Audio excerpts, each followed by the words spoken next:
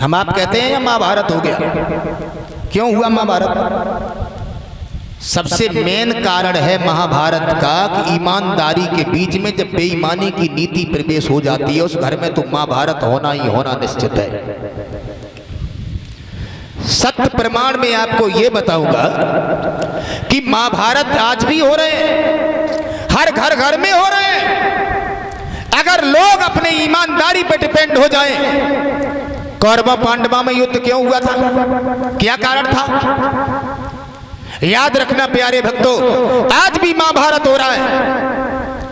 दो भाइयों के बीच में जब एक भाई बेईमान बन के बैठ जाता है उस घर में तो महाभारत होना ही होना निश्चित है। मेरे प्यारे बंधुओं, मेरे प्यारे बुजुर्गों, माफ करना, मैं जानता हूं आप हमसे बहुत बड़े हैं, आप जैसे हमारे बाबा हैं, अब मैं आपका नाती हूं, बालक हूं। आपने जो दिन देख लिए वो मैं देखने के लिए जा रहे हैं, आप विद्वान हैं, लेकिन क्षमा चाहेंगे, वक्ता से श्रोता बहुत बड़े ज्ञानी होते हैं, लेकिन क्षमा चाहेंगे भक्तों, इनके कारण बता रहा हूं कि कारण था क्या। आप कह रहे हैं कि द्रौपदी मैया की वजह से नहीं हुआ, क्या द्रौपदी के मुखार बिंद से ये शब्द निकलने अच्छे लगे थे क्या? आखिर में तो द्रौपदी ने जब ये कहा था दुर्योधन से कि अंधे के अंधे पैदा होते हैं, तो ये शब्द क्या अच्छे थे? नहीं अच्छे थे ना। मेरी माताओं के मुखार बिंद में ओठ में अमृत और जीभ में जहर होता है। याद रखना प्यारे, अरे द्रौपदी ने दुर्योधन से यह कहा था कि अंधे के अंधे पैदा होते हैं, ये कहना क्या अच्छा था? नहीं अच्छा था। हमारी बहनाओं को ऐसे शब्द कभी नहीं बोलने चाहिए। माताओं, आज की माताएं तो कोई बोलती नहीं है, आज की माताओं में तो कोई कमी है ही नहीं। ये पहले की बात बता रहा हूं। कहने का हमारा मतलब है परीक्षित जी, विद्वानों की कल्पना है और जिस कवि ने जैसा प्रमाण पाया वैसा प्रमाण लिख करके रख दिया। ये कवियों की कल्पना है कि एक विद्वान कह रहा है कि द्रौपदी की वजह से हुआ। अब माफी चाहेंगे आप लोग, ये कहेंगे माताओं की वजह से एक घर नहीं अनेकों घर बर्बाद हो गए। वो प्रमाण सहित में बता रहा हूं, जरा गौर करें सभी लोग कि नारी की बातन में बड़े बड़े बिगड़ गए। सुनते जाएं, द्रौपदी की बातन से दुर्योधन से उजड़ गए।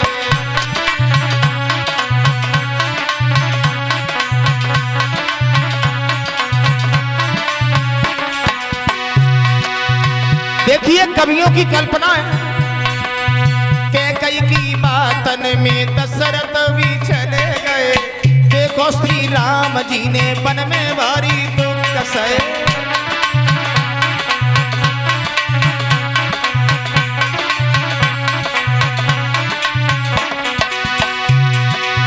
परीक्षित जी, सीता की बातन में लक्ष्मण भी रोए गए। मंथरा की बुद्धि से सुख सारे सोए गए।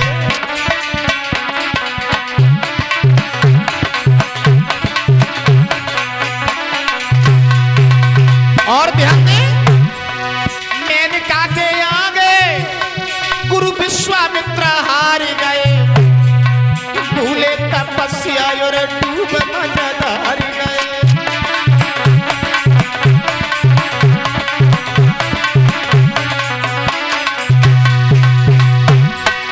नारद से ऋषि जो नारी के पीछे घूम गए। आज भी तो देखो जाने कितने मौत चूम गए।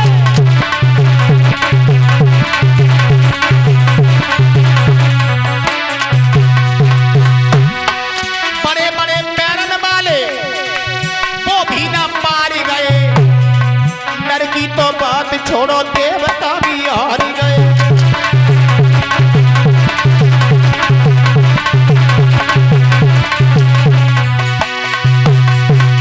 बड़े बड़े पैरन वाले वो भी ना पार गए। नर की तो बात छोड़ो, देवता भी हार गए।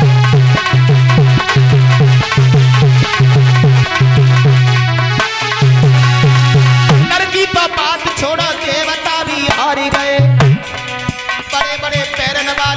वो भी ना पारे भाई, डर की तो बात छोड़ो, देवता भी हार गए।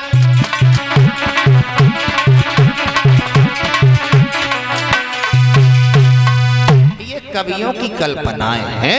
एक विद्वान कह रहा है कि महाभारत का युद्ध द्रौपदी की वजह से हो गया, दूसरा बोला चुप रहो, द्रौपदी की वजह से थोड़ा ही ना हुआ।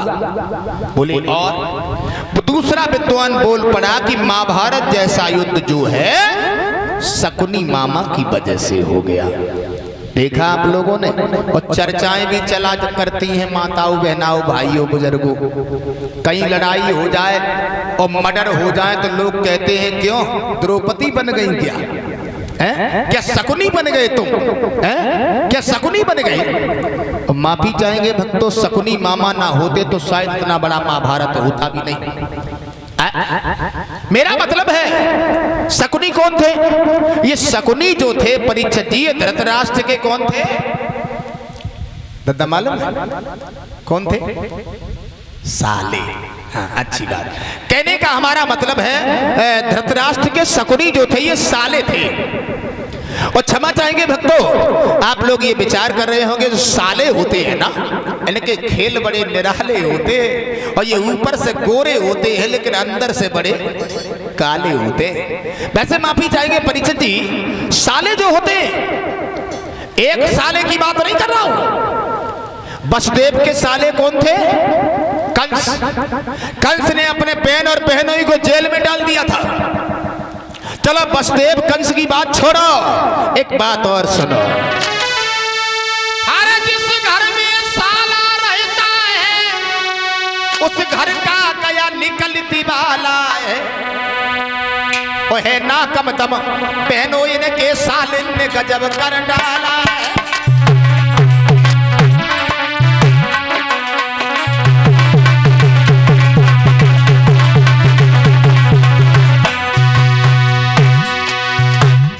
प्यारे भक्तों, एक साले की बात नहीं,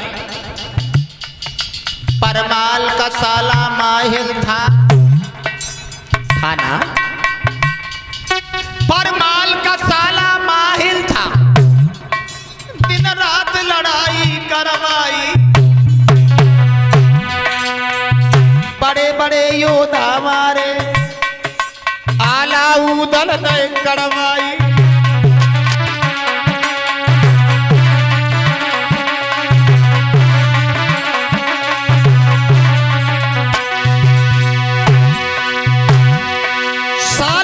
सस्ता मत समझो, जब समझो गरम मसाला है ना कम दम चीजों के सालिन ने गजब कर डाला है।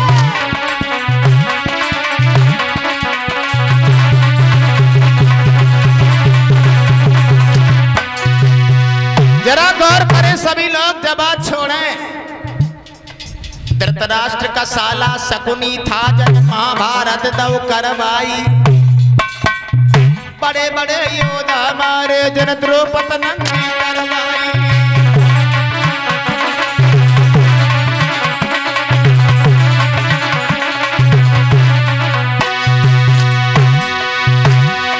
साले को घर का मत समझो, क्या समझो बिसियर काला है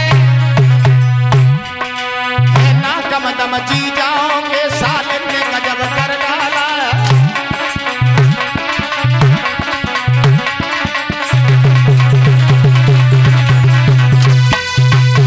एक विद्वान कह रहा है कि महाभारत जैसा युद्ध द्रौपदी की वजह से हुआ, दूसरा बोला नहीं ये तो शकुनी मामा की वजह से हुआ। परीक्षित जी, मैंने जो अभी बताया था आपको सत्य कारण तो ये मैं मानता हूं कि महाभारत जैसा युद्ध एक धर्म और अधर्म के पीछे हो गया। क्षमा चाहेंगे मेरे बुजुर्गों, आज भी अगर लोग अपने अपने हिस्से पर डिपेंड हो जाए, बेईमानी का वृक्ष बुरा है कोई लगा के देख ले और उसमें फल कड़ुआ आता कोई खा के देख ले, और दगा किसी का सगा नहीं अजवा के देख ले, और जिन लोगों ने दगा किया उनके घर जाके आधी रोटी खा लेना, एक रोटी खा लेना, लेकिन बुजुर्गों किसी के हिस्सा को नहीं खाना। जिन लोगों ने भैया भैया ने अपने हिस्सा को खा लिया वो जिंदगी में कभी सुख की नींद सो नहीं पाए। एक प्रमाण और मिला हम लोगों को, महाभारत जैसा युद्ध तो परिचित ही हुआ, ये सभी को मालूम है। कुरुक्षेत्र के मैदान में काय को हुआ और किसी जगह पर क्यों नहीं हुआ? तो जरा गौर करते हैं सभी लोग, महाभारत जैसा युद्ध कुरुक्षेत्र के मैदान में ही काय को हुआ। इसका छोटा सा हमें एक प्रमाण मिला। अगर सही लगे तो मान लेना और गलत लगे तो उसे यही छोड़ देना। मेरा मतलब है, श्रवण कुमार के माता और पिता थे जिनका नाम था उद्यालक मुनि और चंद्रकला। परीक्षित जी ये नेत्रहीन थे। श्रवण कुमार अपने माता और पिता को डोली में बैठाल करके तीर्थ यात्रा कराने को ले जा रहे थे। इसी बीच में हमारे पुष्पेंद्र मास्टर साहब के पिताजी श्री रामवीर सिंह यादव जी 101 रुपया हमारे पास भेज रहे हैं। भगवान से कामना करेंगे भगवान समाज का सम्मान दान के लिए हाथ बढ़ते रहे। देखिए पंडाल में बैठे हमारे सभी भाई बंधु जरा गौर करें। एक वो भी बेटा है जिनकी गाथाएं आज हम तुम कह रहे हैं, सुन रहे हैं। कर्म तेरे अच्छे हैं तो किस्मत तेरी दासी है, कर्म ही पूजा है। अगर श्रवण कुमार अच्छे कर्म न करते तो आज हम आप उनकी गाथाएं नहीं कहते। क्या श्रवण कुमार अपने माता पिता को बहनाऊ डोली में बैठाल करके तीर्थ यात्रा कराने को ले जा सकते हैं? क्या अपने माता पिता को हम घर पर सुखी नहीं दे सकते? क्या मैं अपने माता पिता को घर पर पानी नहीं दे सकते? क्या मैं अपने माता पिता को परिचित जी घर पर उनकी सेवा नहीं कर सकते? मैं ये नहीं कहता कि आप दिल्ली हो नौकरी कर रहे हो पैर दबावा के, नहीं। 4 बार अगर वीडियो कॉल अपनी पत्नी से कर लेते हो तो माता पिता से भी वीडियो कॉल कर सकते हो ना, फोन कर सकते हो ना। मेरा मतलब है एक माँ और पिता के हृदय में उत्कंठाएं होती हैं कि हमारा पुत्र सयाना हो जाएगा, हमें सुख मिलेगा। श्रवण कुमार अपने माता पिता को डोली में बैठाल करके तीर्थ यात्रा कराने को ले जा रहे थे। सरयू नदी के तट पर जाकर के परीक्षित जी पहुंचे तो मैया चंद्रकला को प्यास लगने लगी। माँ ने श्रवण से कहा बेटा पानी ले आओ। तो श्रवण कुमार तुम्बी को उठा करके पानी को लेने के लिए सरयू नदी पर जाकर के पहुंचे थे। तुम्बी को डुबाया था।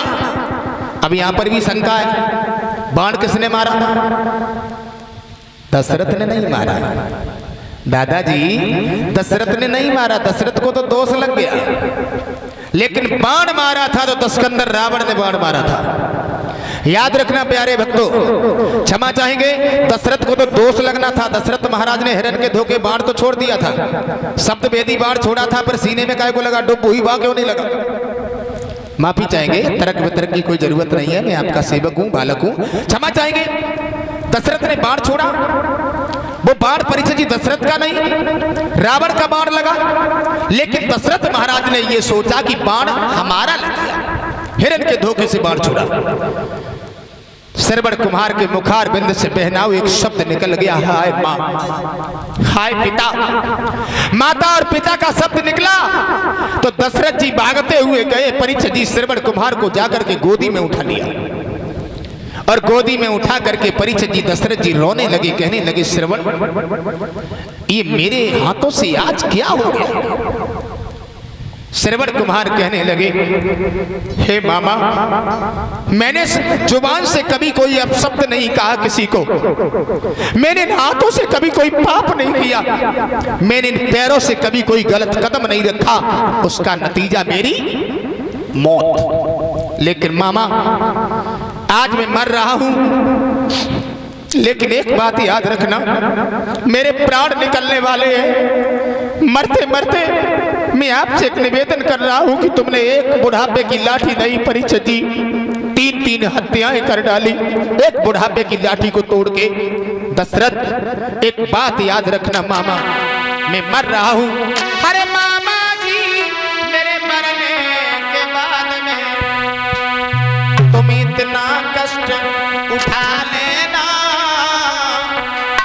प्यासे मेरे माता पिता को पानी जरा पिला देना।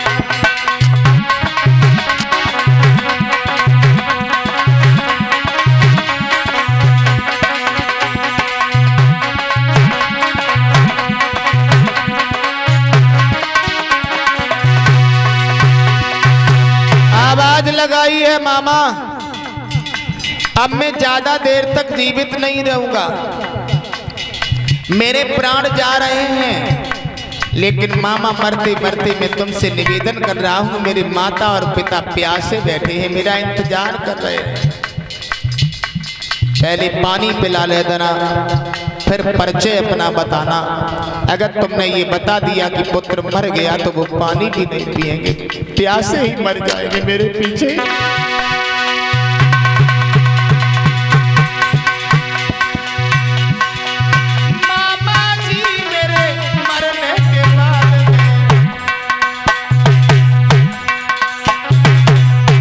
तुम इतना कष्ट उठा लेना,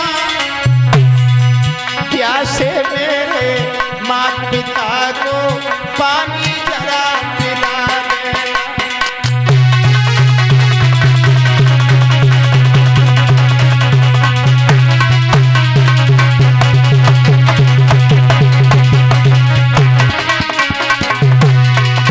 और मामा मेरी बात सुन लीजिए, मेरी बात सुन लीजिए। मैया पूछे ललाटा, अरे मेरी माता पूछे कुंवर का, मैं संकेतों समझा देना। पिताजी पूछे मेरो लाला कहाँ है, जलता दीप बुझा देना।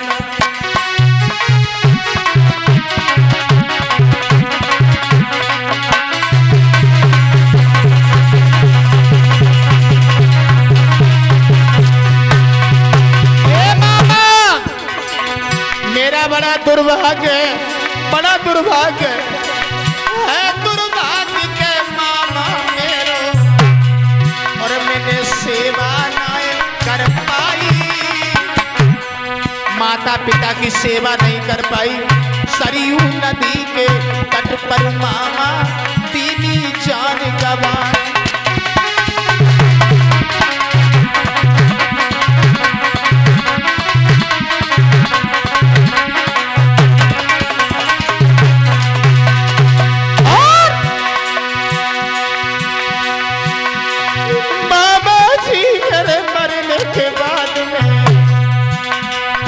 इतना कष्ट उठा लेना, प्यासे मेरे मैया बबला को पानी जरा पिला देना।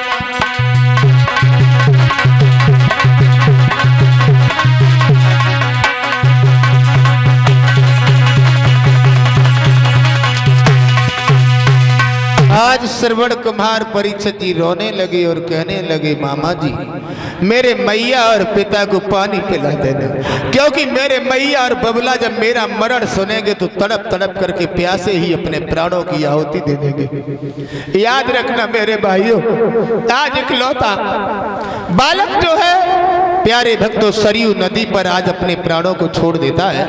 महाराज दशरथ की गोदी में श्रवण कुमार के प्राण निकल जाते हैं। कहने का हमारा मतलब है परीक्षित जी, आज दशरथ महाराज पानी को लेकर के चले, रोते रोते आगे बढ़ते चले जा रहे हैं। मैया और पिता माताओं बाट देख रहे हैं कि मेरा पुत्र अभी भी नहीं आया, ना जाने कहां चला गया। चंद्रकला मैया कहने लगी, भगवान मेरा पुत्र अभी भी लौट के नहीं आया, कितनी दूर चला गया। नहीं मालूम था बहनाओं की पुत्र इतनी दूर चला गया जो जाने के बाद कभी कोई वापस नहीं आता। मेरा मतलब है दशरथ महाराज पास जब पहुंचे हैं तो क्या देखा, पैरों की आहट जब सुनी है तो चंद्रकला से महाराज उद्यालक मुनि ने कहा, चंद्रकला मेरा बालक आ गया। पैरों की आहट सुनाई दे रही है। नहीं मालूम था मैया को कि लाला अब लौटने वाला नहीं है। भक्तों दशरथ महाराज पास में पहुंचे, चंद्रकला ने एक बात कही, बेटा श्रवण इतनी देर तुमने लगा दी, कहां चले गए थे तुम। एकदम से परीक्षित जी दशरथ महाराज फपक फपक करके रोने लगे। चंद्रकला कहने लगी, श्रवण तुम बोल क्यों नहीं रहे हो, बोलो, इसके बाद हम पानी पिएंगे, प्यास लग रही है, गला सूख रहा है। दशरथ महाराज धीरे से बोले, पानी पी लीजिए। चंद्रकला कहने लगी, ये हमारे पुत्र की आवाज नहीं है, तुम कौन हो। दशरथ जी ने परिचय दिया, बहन मैं तुम्हारा हत्यारा भाई दशरथ हूं। मेरे हाथों से तुम्हारे पुत्र का मरण हो गया, धोखे से मैंने बाण छोड़ा, वो बाण सिरवड़ के लग गया। माताओं बहनाओं, आज एक मैया और बबला ने जब ये सुना है कि हमारा जवान बेटा मर गया, वो भी जिस हालत में जो नेत्रहीन है माता और पिता, परीक्षित जी चंद्रकला उद्यालक मुनि जो थे वो डोली से लुढ़क पड़े, उसी पन में अपने सर को पटकने लगे। दशरथ, बुढ़ापे की लाठी को तुमने तोड़ दिया, एक एक हत्याएं नहीं तुमने तीन तीन हत्याएं कर डाली। दशरथ, तुमने अच्छा नहीं किया। एक बार मुझे पुत्र के दर्शन करा दो, एक बार मुझे पुत्र को प्यार कर लेने दो, मैं देख नहीं सकती